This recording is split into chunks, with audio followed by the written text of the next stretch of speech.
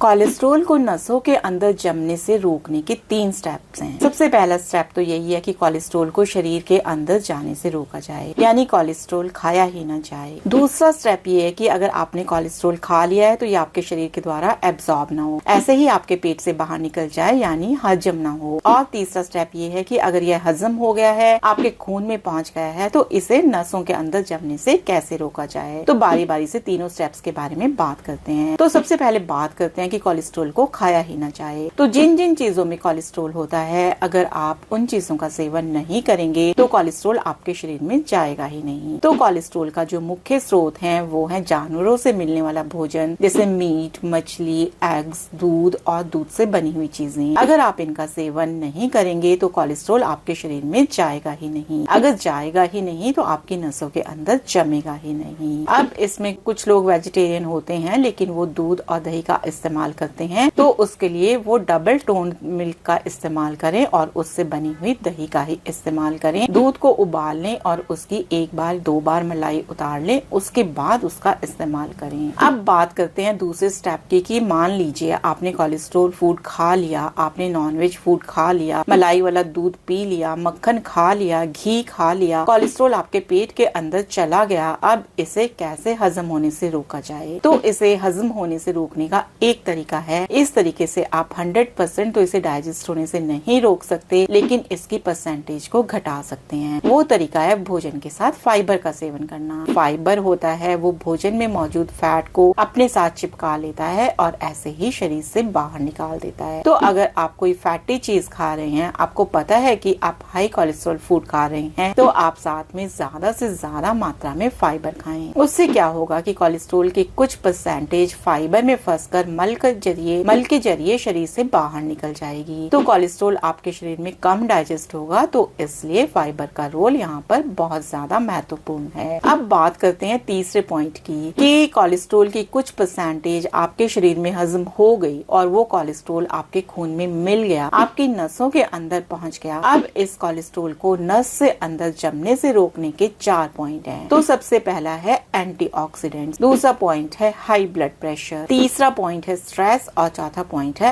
Exercise. तो सबसे पहले बात कर लेते हैं एंटीऑक्सीडेंट्स की। तो जो कोलेस्ट्रॉल आपके खून में मिल गया है, जब इस कोलेस्ट्रॉल की ऑक्सीडेशन होगी तो ऑक्सीडेशन के बाद जो ऑक्सीडाइज्ड कोलेस्ट्रॉल बनेगा वही आपकी नसों के अंदर जमेगा। तो अगर हम कोलेस्ट्रॉल के ऑक्सीडेशन होने की प्रक्रिया को रोक पाए तो ऑक्सीडाइज्ड कोलेस्ट्रॉल पैदा नहीं होगा और आपकी नसों के अंदर यह कोलेस्ट्रॉल फिर नहीं जमेगा। तो इस ऑक्सीडेशन के प्रोसेस को रोकने के लिए एक चीज होती है जिसे कहते हैं एंटीऑक्सीडेंट। तो एंटीऑक्सीडेंट क्या हुए? जिस प्रकार से विटामिन होते हैं, मिनरल्स होते हैं, कैल्शियम होता है, आयरन होता है, उसी तरह से एंटीऑक्सीडेंट्स होते हैं। जो एंटीऑक्सीडेंट्स होते हैं ये फलों में और कच्ची सब्जियों में होते हैं। आपने सुना होगा कि ग्रीन टी पीनी चाहिए क्योंकि ग्रीन टी में एंटीऑक्सीडेंट होते हैं। अनार में ग्रीन टी के मुकाबले 3 गुना ज्यादा एंटीऑक्सीडेंट होते हैं। तो ये एंटीऑक्सीडेंट क्या करते हैं कि ये खून में जाने के बाद ऑक्सीडेशन की प्रक्रिया को रोकते हैं। तो अगर आपके खून में एंटीऑक्सीडेंट की मात्रा ज्यादा होगी तो ये एंटीऑक्सीडेंट कोलेस्ट्रॉल को ऑक्सीडाइज्ड कोलेस्ट्रॉल में बदलने से रोकेंगे, तो कोलेस्ट्रॉल की ऑक्सीडेशन नहीं होगी, जिसकी वजह से कोलेस्ट्रॉल नसों के अंदर नहीं जाएगा। जो व्यक्ति फल नहीं खाता, कच्ची सब्जियां नहीं खाता, उसके शरीर में एंटीऑक्सीडेंट कम होंगे और कोलेस्ट्रॉल की ऑक्सीडेशन ज्यादा होगी, तो उसके हार्ट में ब्लॉकेज जल्दी होगी। लेकिन जो व्यक्ति एंटीऑक्सीडेंट ज्यादा खाता है, फल और कच्ची सब्जियां ज्यादा खाता है, उसके खून में एंटीऑक्सीडेंट की मात्रा ज्यादा होगी और उसके खून में कोलेस्ट्रॉल की ऑक्सीडेशन कम होगी और उसके हार्ट में ब्लॉकेज देर से होगी। तो आप कोलेस्ट्रॉल के जमने की प्रक्रिया को धीमा कर सकते हैं एंटीऑक्सीडेंट के द्वारा। और एक बात कि सब्जियों को आपको कच्चा खाना है, पकाकर नहीं। पकी हुई सब्जियों में एंटीऑक्सीडेंट कम हो जाते हैं। कच्ची सब्जियां जैसे कच्ची गोभी खाएं, कच्ची मूली खाएं, कच्ची गाजर खाएं, कच्चा शलगम खाएं, सब्जियों को कटा खाएं और फल खाएं। इससे आप कोलेस्ट्रॉल के जमने की प्रक्रिया को धीमा कर सकते हैं। दूसरा पॉइंट था हाई ब्लड प्रेशर। अब कोलेस्ट्रॉल आपके खून में पहुंच गया, उसकी कुछ ऑक्सीडेशन हो गई, कुछ आपने बचा ली, पर जो ऑक्सीडाइज्ड कोलेस्ट्रॉल है ये आपकी नस में जमना कैसे शुरू होता है? वो कौन सा पॉइंट होता है जहाँ सबसे पहले कोलेस्ट्रॉल जमना शुरू करता है? वहाँ पर हाई ब्लड प्रेशर का रोल आता है। मान लीजिए आपने फैट ज्यादा खाई, हाई ब्लड प्रेशर हुआ, तो हाई ब्लड प्रेशर क्या करता है कि नसों के अंदर एक लाइनिंग होती है। अगर हम आम भाषा में कहें तो नसों के अंदर एक पतली झिल्ली होती है। हाई ब्लड प्रेशर इस झिल्ली को नुकसान पहुंचाता है। ये झिल्ली डैमेज होती है तो जैसे हमारे शरीर के बाहर कट लगते हैं, अगर कहीं चीरा लगे तो उसके ऊपर एक जख्म बन जाता है जहाँ पे क्लॉट जमता है, फिर ये जख्म धीरे धीरे भरता है। उसी प्रकार जैसे आपकी खून की नस के अंदर जो झिल्ली होती है उसको जब नुकसान होगा, वहाँ पर कोई डैमेज होगा, कोई कट लगेगा, चीरा लगेगा, या फिर खून के अंदर जो फैट होती है वहाँ फैट इकट्ठा होने लगती है और क्लॉट बनने की शुरुआत होती है, तो इस प्रकार से नस के अंदर ब्लॉकेज की शुरुआत होती है। फिर ये ब्लॉकेज धीरे धीरे बढ़ती जाती है और जब 70% से ज्यादा बढ़ जाती है तो आपको दिल की बीमारी डायग्नोज होती है। 70% से नीचे आपको पता नहीं चलता।